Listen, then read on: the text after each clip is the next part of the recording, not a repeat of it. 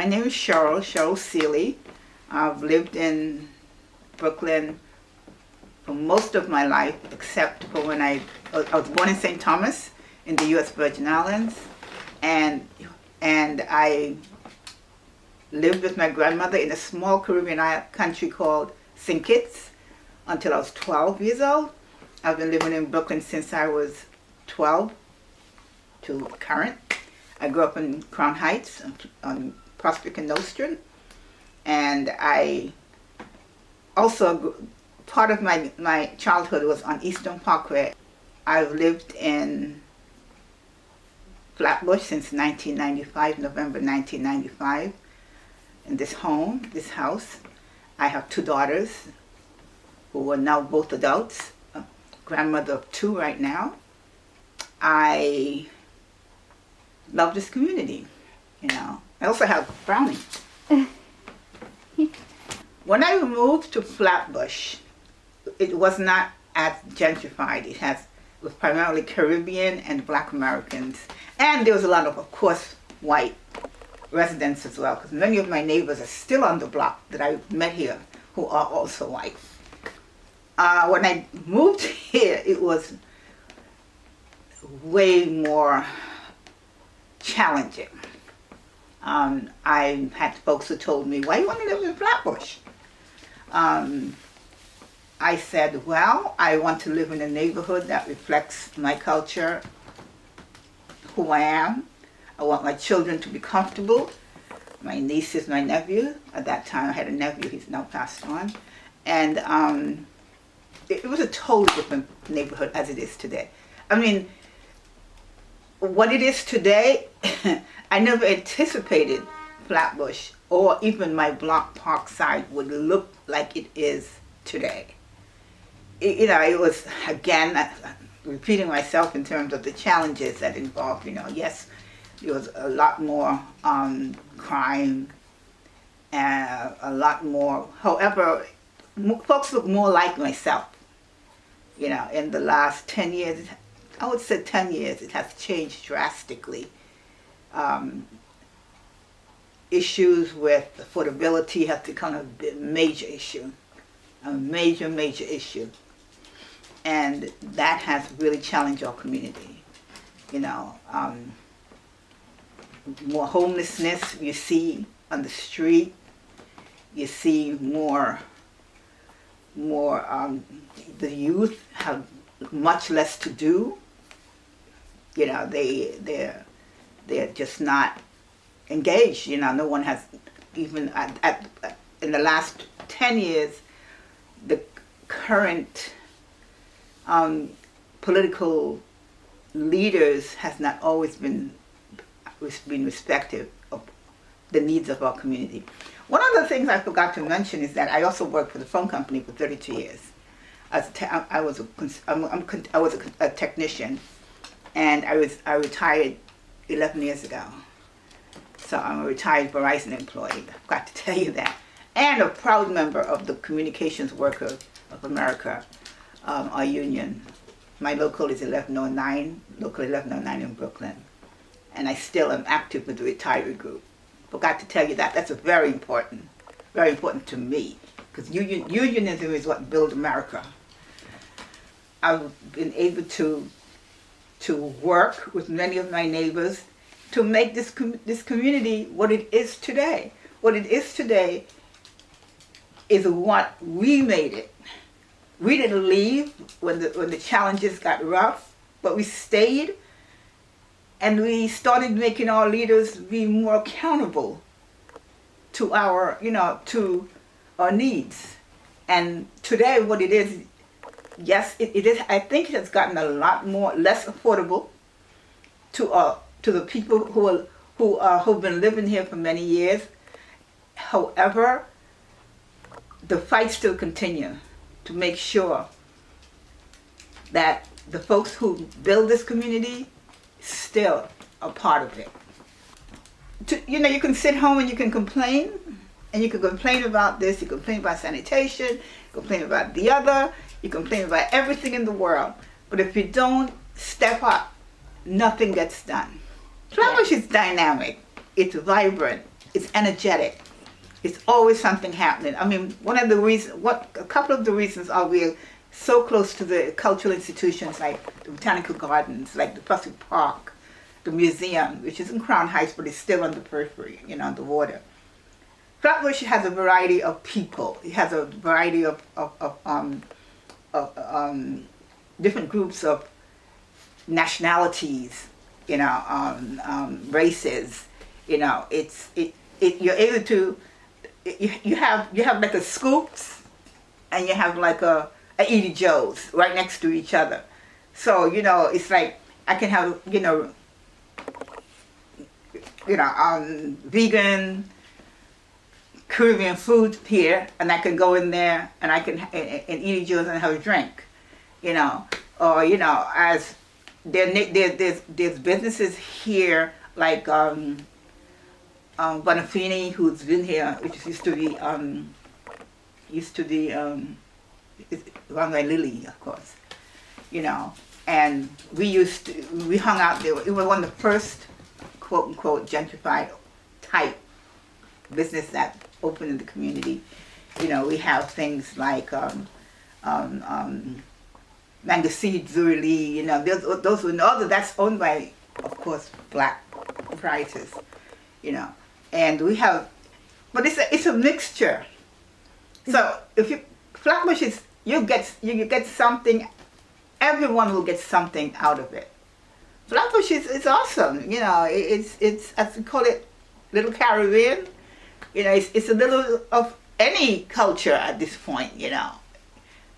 I'm still happy to see the Caribbean community being so strong and still vibrant within the community. And of course, my background is Caribbean as well.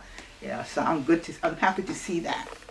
And when I say Caribbean, I mean all the nations. And not any one in particular, but all the Caribbean nation. Anything via the diaspora. Resilience, because we have gone through a lot. For me moving here in 1995, there's been many tests, many challenges within the community. And as there's in a lot of my circle, there's something we always say, this too you will pass. It's a test, and you'll pass. And it's been challenges galore, but still we survive it. You still have the elders here who are able to give you something of a history. You have the young ones who are still here. You have the older ones who are still here.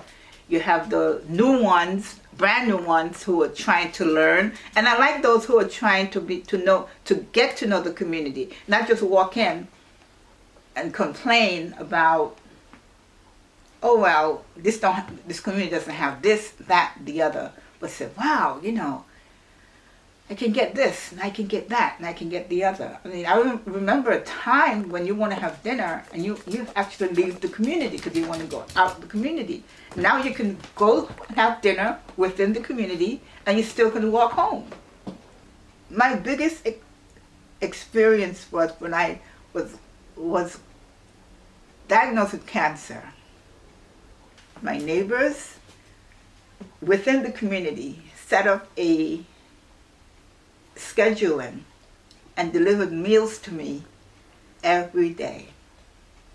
Well, Cheryl will bring it over and sit with you. My neighbor next door would leave me a smoothie every day. She said, Cheryl, it's on the steps. My friend Brenda, she would go to my sessions. Every day she'll come here by 7 o'clock and take the ride with me. They took care of me. My assembly, even at that time, Diana Richardson was my assembly woman. She called the hospital and told them, I have a constituent in your hospital. I'm just calling to make sure she's getting the best treatment all over this neighborhood. What can I do? What can I bring you? Anything you want, Cheryl. I don't know about anyone else, but I know I was loved and I was appreciated. Yeah. This is what my community has done for me. So So I do believe that as long as I can do it, if I can help, if I can talk, I will be part of whatever is going on. My biggest desire is that the people who live here is able to take to benefit from whatever positivity comes into this community. I don't want it to, I'm praying and hoping that it's not just those who are new or who have more money, but all the neighbors of this community are able to partake in whatever blessings comes into this community. They're able to partake in it. That's what I want. That's what I want to, be able to see. What you're walking down. Right now we have a big problem with homelessness in our community. I don't know if it's because we're so close to Kings County, and possibly, I don't know. And they have the psychiatric portion of the hospital nearby, and people are released and whatever. But we have to start dealing with overpricing of affordable housing. Has to be more real, more adequate, and these are the things that I want to see folks are able to not have to worry about. Where will I sleep tonight? Where would I eat today? It's like the community fridge. They started right after the pandemic, and they're in different. Right now, there's one on Parkside and Rogers. There's one at Rogers and Midwood, one at Union and Rogers. One is at in close proximity. There's one at, I think, Clausen and St. Mark's. I'm not sure. And one down at Church in Rogers. And I see, and people, they're all volunteers who work, who takes the time to go and rescue food and pack and get donations. A woman, her name is Naima Senghor, who does so much work making sure the fridge is always packed. And I go and I clean it on Tuesdays, because I just actually got from there. And normally I sit there, have a latte at PLG. Thank God bless them, because they allow the fridge to be there. And I'll sit there, because I know you were coming. I came home a little earlier. And to see how people so in need of food. You can have 200 pounds of food put in our refrigerator right now. In an hour it's gone. The elders will come by and say, anything here today? The younger ones who come in, the moms, the dads, like I said, the elders, they're all trying to food. Food justice is so important. And how these fridges have become such an important part of our community. Healthcare. I worked with Verizon for 32 years. I am blessed.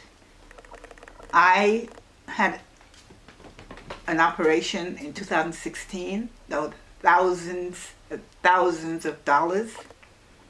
I had follow-up care. I don't think I paid $1,000 out of my pocket. I was never asked or told, you can't have this because it's not covered. And I am one of the lucky ones. As a retired Verizon employee, not because the company is so great and wonderful, but because we have a great union who makes sure that our needs are met. And if I hear the stories about, even from other groups that in other different unions, about healthcare that I'm lucky to have, I'm blessed to have, that others don't. And I think that's something that, again, is health justice is so important. It hurts to know a person is going to bed hungry, or a child, or a person needs medical care, and they have to make a decision as to, I have to wait until I get paid, you know, whether they're quote unquote quote unquote legal immigrant or, you know, non-immigrant or whatever.